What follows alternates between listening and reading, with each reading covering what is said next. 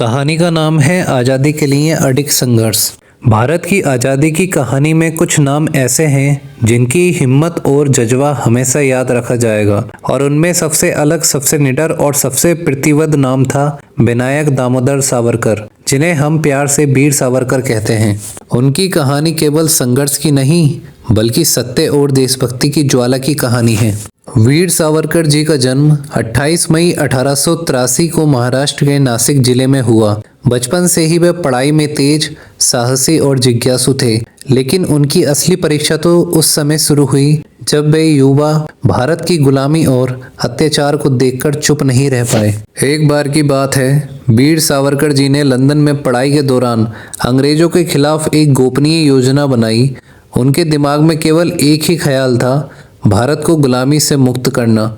लेकिन यहाँ कहानी में पहली बार सस्पेंस आता है। सावरकर जी ने ब्रिटिश सरकार के खिलाफ साजिश रची, लेकिन उन्हें शक था कि कहीं कोई उन्हें पकड़ न ले।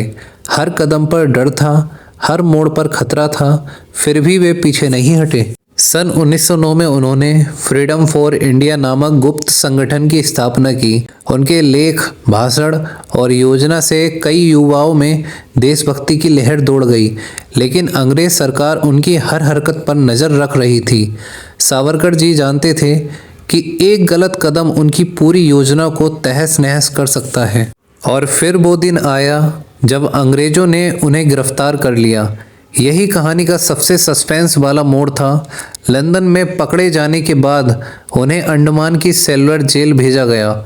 ये जेल इतनी कुख्यात थी कि वहाँ से कोई वापसी का नाम नहीं लेता। क्या सावरकर इस जेल की भयानक सज़ा से बच पाएंगे?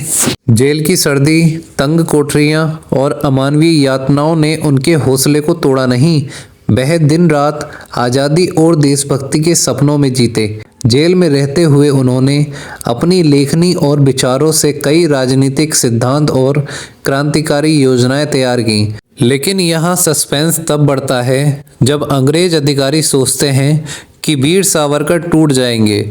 उन्होंने उन्हें अलग अलग यातनाएं दी, लेकिन वीर सावरकर का हौसला कभी झुका नहीं। जेल में भी वे अपनी आत्मा और देशभक्ति को मजबूत रखते हुए अन्य कैदियों के लिए प्रेरणा बन गए। जेल से रिहाई के बाद भी वीर सावरकर की कहानी खत्म नहीं हुई।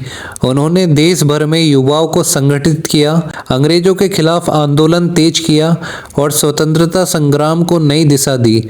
उनका जीवन हमें यही सिखाता है कि असली वीर वही है जो मुश्किलों के बीच भी अपने सिद्धांतों पर अडिग रहे।